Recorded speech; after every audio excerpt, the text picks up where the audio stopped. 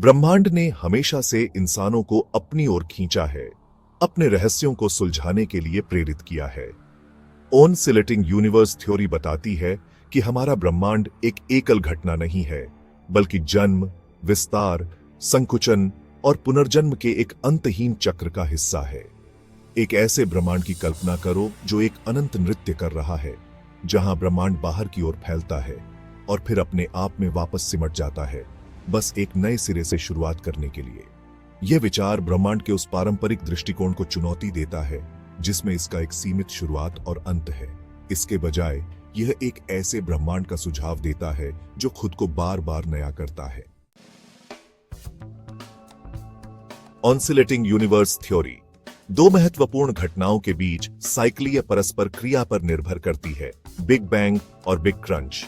ये घटनाएं, जिन्हें अक्सर विपरीत ध्रुव के रूप में माना जाता है, वास्तव में इस मॉडल में एक ही सिक्के के दो पहलू हैं, जो एक ही निरंतर प्रक्रिया के चरम छोर का प्रतिनिधित्व करते हैं। बिग बैंग, जैसा कि हम वर्तमान में इसे समझते हैं, लगभग 13.8 अरब साल पहले एक अविश्वसनीय रूप से गर्म घने अवस्था से ब्रह्मांड के विस्फोटक जन्म का वर्णन करता है। इस प्रारंभिक प्रलय में अंतरिक्ष और समय स्वयं अस्तित्व में आए और ब्रह्मांड ने अपना अथक विस्तार शुरू कर दिया। दूसरी ओर बिग क्रंच इस विस्तार के काल्पनिक अंतिम बिंदु का प्रतिनिधित्व करता है। ऑनसिलेटिंग यूनिवर्स थ्योरी के अनुसार ब्रह्मांड का विस्तार अनिश्चित काल तक जारी नहीं रहेगा।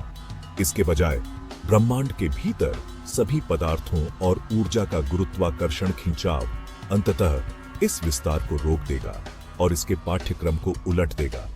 ब्रह्मांड तब सिकुड़ना शुरू कर देगा, सभी पदार्थों और ऊर्जा को एक ब्रह्मांडीय विस्फोट में एक दूसरे की ओर वापस खींचेगा। यह संकुचन बिग क्रंच होगा, जो बिग बैंग का एक प्रतिबिंब है, जहां ब्रह्मांड एक अविश्वसनीय रूप से गर्म घनी अवस्था में वापस गिर जाता है। घनत्व और तापमान इतना चरम हो जाएगा कि अंतरिक्ष समय का ढांचा ही टूट जाएगा, संभावित रूप से एक और बिग बैंग और एक नए ब्रह्मांड के जन्म की ओर ले जाएगा। यह नया ब्रह्मांड तब विस्तार और संकुचन के अपने चक्र को शुरू करेगा, अस्तित्व के ब्रह्मांडीय नृत्य को कायम रखेगा। हालांकि बिग क्रंच की सटीक गतिशीलता और उसके बाद एक नए बिग बैंग में वापसी अत्यधिक अटकलें ही हैं और चल रहे शोध और बहस के विषय हैं। बिग क्रंच की चरम स्थितियां भौतिकी की हमारी वर्तमान समझ को उसकी सीमा तक धकेल देती है, क्वांटम गुरुत्वाकर्षण के दायरे में प्रवेश करती है, जहां भौतिकी के शास्त्रीय नियम टूट जाते हैं। ऑनसिलेटिंग यूनिवर्स थ्योरी के लिए सबसे बड़ी चुनौतियों में से एक डार्क एनर्जी की खोज से आती है। यह रहस्यमय शक्ति, जो अंतरिक्ष के सभी हिस्सों में व्याप्त प्रतीत होती है, ब्रह्मांड के विस्तार को तेज कर रही है, न कि धीमा, जैसा कि सिद्धांत ने शुरू में भविष्यवाणी की थी। डार्क एनर्जी का प्रभाव एक ब्रह्मांडीय एंटी ग्रेविटी के रूप में कार्य करता है, जो पदार्थ के गुरुत्वाकर्षण खिंचाव का प्रतिकार करता है और ब्रह्मांड को लगातार बढ़ती दर से अलग करता है। डार्क एनर्जी की खोज का ब्रह्मांड के भाग्य के लिए गहरा प्रभाव पड़ता है। यदि डार्क एनर्जी ब्रह्मांड के ऊर्जा बजट पर हावी होती रहती है, जैसा कि वर्तमान अवलोकन बताते हैं, तो ब्रह्मांड संभवतः हमेशा के लिए फैलता रहेगा। यह विस्तार तेजी से ठंडा और विसरित होता जाएगा, जिससे बिग क्रंच द्वारा भविष्यवाणी की गई उग्र पतन के बजाय एक बिग फ्रीज या हीट डेथ परिदृश्य हो सकता है। हालांकि डार्क एनर्जी की प्रकृति और गुण बड़े पैमाने पर अज्ञात हैं। वैज्ञानिक सक्रिय रूप से यह निर्धारित करने की कोशिश कर रहे हैं कि क्या डार्क एनर्जी एक ब्रह्मांड संबंधी स्थिरांक है, जो अंतरिक्ष समय के ताने बाने में निहित संपत्ति है, या एक गतिशील क्षेत्र है जो समय के साथ बदल सकता है। ब्रह्मांड के अंतिम भाग्य का निर्धारण करने और यह निर्धारित करने के लिए डार्क एनर्जी को समझना महत्वपूर्ण है कि क्या ऑनसिलेटिंग यूनिवर्स थ्योरी जैसा साइक्लीय मॉडल एक व्यवहार्य संभावना बनी हुई है, जबकि डार्क एनर्जी ऑनसिलेटिंग यूनिवर्स थ्योरी के लिए एक महत्वपूर्ण चुनौती पेश करती है। यह जरूरी नहीं कि इसे पूरी तरह से खारिज कर दे। सिद्धांत के कुछ संशोधित संस्करण बताते हैं कि डार्क एनर्जी एक साइक्लीय घटना हो सकती है, शायद विस्तार को चलाने के लिए ताकत में वृद्धि और फिर संकुचन की अनुमति देने के लिए घट रही है।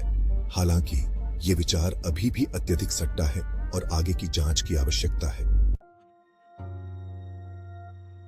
ऑनसिलेटिंग यूनिवर्स थ्योरी के लिए एक और बड़ी चुनौती ऊष्मागतिकी के दूसरे नियम से आती है, जिसमें कहा गया है कि एक बंद प्रणाली की कुल एंट्रॉपी या विकार समय के साथ हमेशा बढ़ती जाती है।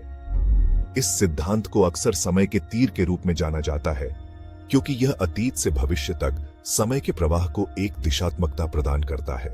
एक टूलनशील ब्रह्मांड के संदर्भ में एंट्रॉपी की अवधारणा एक महत्वपूर्ण बाधा प्रस्तुत करती है। यदि ब्रह्मांड वापस एक बिग क्रंच में सिकुड़ता है, तो एंट्रॉपी घनत्व नाटकीय रूप से बढ़ जाएगा, क्योंकि सब कुछ एक छोटे और छोटे आयतन में संकुचित हो जाएगा। फिर सवाल यह उठता है, ब्रह्मांड प्रत्येक नए चक्र के साथ अपनी एंट्रॉपी को कैसे रीसेट करता है?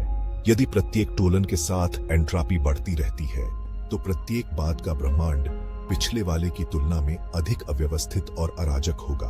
अंततः एक ऐसा ब्रह्मांड होगा जो तारों, आकाश गंगाओं या जीवन के गठन का समर्थन करने के लिए बहुत गर्म और अव्यवस्थित होगा, जैसा कि हम जानते हैं। एंट्रॉपी की यह समस्या ऑसिलेटिंग यूनिवर्स थ्योरी के लिए एक महत्वपूर्ण अनसुलझी समस्या बनी हुई है।